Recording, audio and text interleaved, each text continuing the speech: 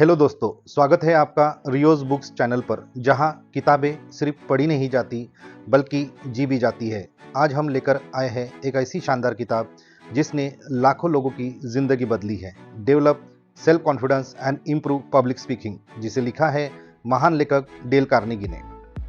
यह किताब आपको सिखाएगी कि आत्मविश्वास कैसे बढ़ाए और बोलने की कला से दुनिया को कैसे जीते। तो चलिए तैयार हो जाइए अपनी पर्सनालिटी को और भी दमदार बनाने के इस रोमांचक सफर पर। राइटर कहते हैं, एक ग्रुप के सामने बातचीत करना उतना मुश्किल नहीं है जितना लोग सोचते हैं। ये एक ऐसा गिफ्ट नहीं है जो नेचर सिर्फ कुछ लोगों को देती है। ये गोल्फ खेलने की कला जैसा है। कोई भी व्यक्ति इस कला को विकसित कर सकता है अगर उसमें लगन और इच्छा हो। राइटर कहते हैं, लोगों की प्रेजेंस में आपको और उत्साहित होना चाहिए। कई अच्छे स्पीकर आपको बताएंगे कि लोगों की प्रेजेंस उन्हें जगाती है और सभी से अच्छे तरीके से बातचीत करने के लिए प्रेरित करती है। ऐसे समय में कई थॉट्स, फैक्ट और आइडियाज़ जो उन्हें नहीं लगता था कि उनके पास हैं, अपने आप ही धुएं की तरह उठने लगते हैं।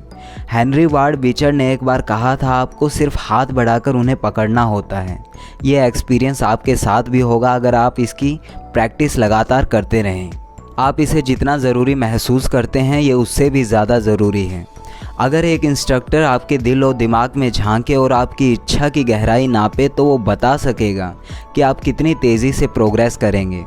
अगर आपकी इच्छा कमज़ोर है तो आपकी तरक्की भी वैसी ही होगी।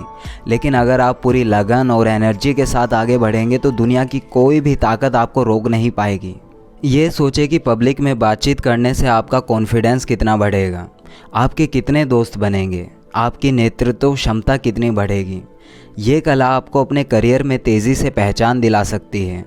फिलिप डी आर्मर ने $1 मिलियन कमाने के बाद कहा था, मैं अमीर होने के बजाय महान वक्ता बनना पसंद करूँगा। सोचिए कि इस नई शक्ति के आने के बाद आपको कितना आनंद मिलेगा। राइटर ने दुनिया भर की सैर की है, लेकिन उनको बहुत कम ऐसे अनुभव हुए हैं जो उन्हें सच्ची खुशी दे सकें। राइटर कहते हैं, लोगों के सामने बोलने और अपने विचारों को एक्सप्रेस करने में जो खुशी और सेटिस्फैक्शन मिलता है, उसका कोई भी मोल नहीं है। ये एक जादू है, कभी भूल ना पाने वाला जादू। एक वक्ता ने किसी भाषण में कहा था, इसे ख़त्म करने के 2 मिनट पहले रुकने के बजाय मैं गोली खाना पसंद करूँगा। हर कोशिश में कुछ लोग कमज़ोर दिल वाले होते हैं और लुढ़क जाते हैं। इसलिए जब तक आप कामयाब ना हो जाएं, तब तक आपको ये सोचते रहना चाहिए कि इस कला से आपको क्या नया मिलेगा। आगे जाने को जितना हो सके आसान बना दें और लौटने को जितना हो सके उतना कठिन बना दें। युद्ध में मार्शल फोक ने कहा था, आक्रमण ही सबसे अच्छा बचाव है। इसलिए अपने डर पर आक्रमण करें, उससे मुलाकात करें, हर अवसर पर बहादुरी से उस पर जीत हासिल करें। अगर आप अब तक पढ़ा हुआ सब कुछ भूल भी जाएं, तो हमेशा ये बात याद रखें कि सेल्फ कॉन्फिडेंस को विकसित करने का पहला और आखिरी कारगर तरीका है बोलना। असल में ये सारी चीज़ें एक ही चीज़ पर आकर सिमट जाती हैं, अभ्यास अभ्यास अभ्यास। इसके बिना कुछ भी नहीं है। रूजवेल्ट ने कहा था, कोई भी शुरुआत करने वाला बक फीवर का शिकार भी हो सकता है। बक फीवर का मतलब एक ऐसी नर्वस उत्तेजना है जो डर के ठीक उल्टा है। ये इंसान को नई परिस्थितियों में बोलते समय ऐसा महसूस करवाएगी मानो आप युद्ध में जा रहे हो। लेकिन अभ्यास करते रहने से ये सारी उत्तेजनाएं खत्म हो जाएंगी। राइटर कहते हैं, अपने शब्दों और विषय को बार बार सोचें। इसी तरीके से आप अच्छे आइडिया निकाल पाएंगे। इन्हीं में छोटे छोटे बीज होंगे जो आगे चलकर विकसित होंगे।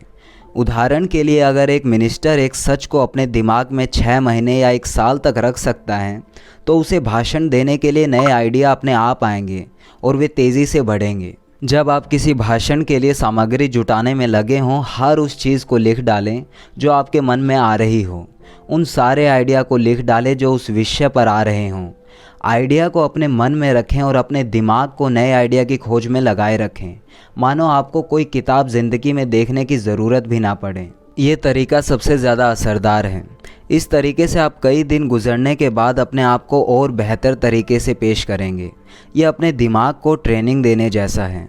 क्राइस्ट ने अपना भाषण कैसे तैयार किया था? वे भीड़ से दूर हो गए। उन्होंने सोचा और विचार किया। वे जंगल में अकेले चले गए और 40 दिन और 40 रात ध्यान करते रहे। उन 40 दिनों में उन्होंने कुछ नहीं बोला, लेकिन उसके कुछ समय बाद उन्होंने कई सफल भाषण दिए। ये सब तो ठीक है, मगर आपके मन में यही क्वेश्चन आ रहा होगा कि मुझे इतना महत्वपूर्ण वक्ता भी नहीं बनना है, मैं बस ढंग से ग्रुप के सामने बातें करना सीखना चाहता हूँ।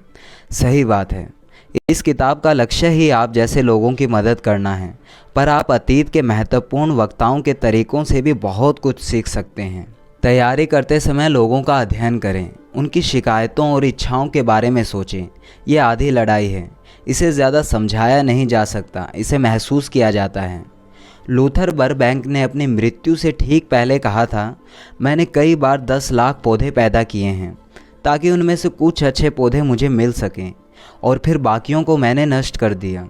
सिंपल सी चीज़ है, 100 विचारों को लाएं और उनमें से 90 विचारों को हटा दें। ज़्यादा सामग्री, ज़्यादा इन्फॉर्मेशन जमा करें, जितनी ज़रूरत हो उससे ज़्यादा। इससे आपको बोलने के अंदाज में ज़्यादा विश्वास मिलेगा। ये सबसे महत्वपूर्ण फैक्ट है, इसे नज़रअंदाज ना करें।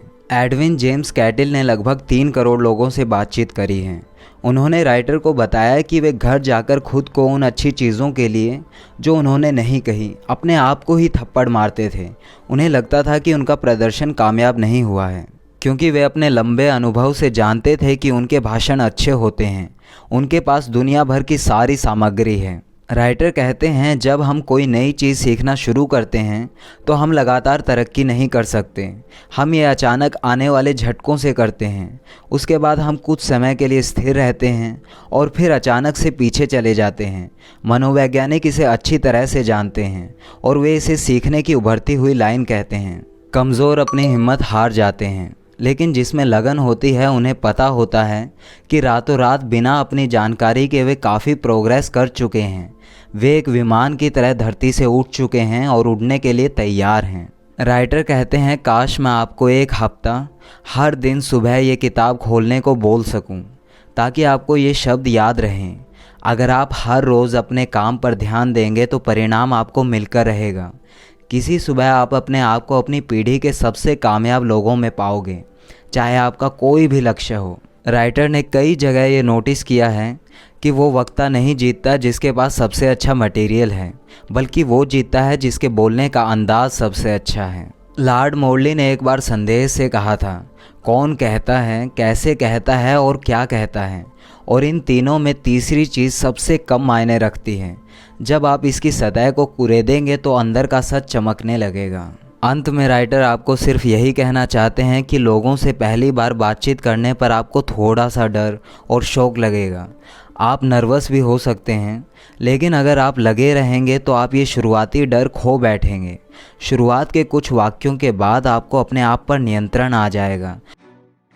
तो दोस्तों, ये थी डेल कार्नेगी की बेमिसाल किताब develop self confidence and improve public speaking का सफ़र।